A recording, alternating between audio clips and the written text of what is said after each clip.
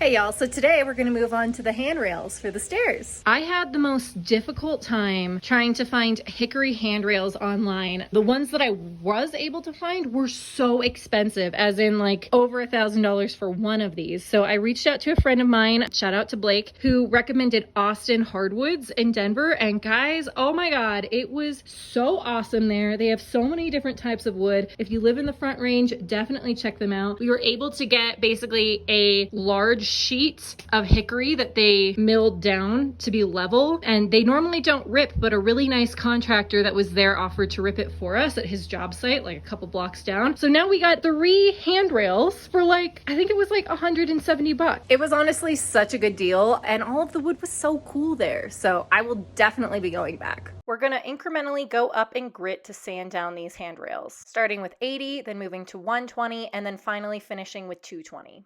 First, I started with the flat surfaces, then I carefully rounded out the corners. Then I cut the angled rail to fit in between the 2 knoll posts. Nice, yeah, this is gonna look awesome. Sweet! Next, I used some mineral spirits to clean up any of the residue from the sanding or cutting. Next, it was time for polyurethane, which I was a little nervous about because you can get those bubbles if you're not careful. I went with a water-based poly simply because it's easier to work with. Always apply poly in one direction following the grain of the wood.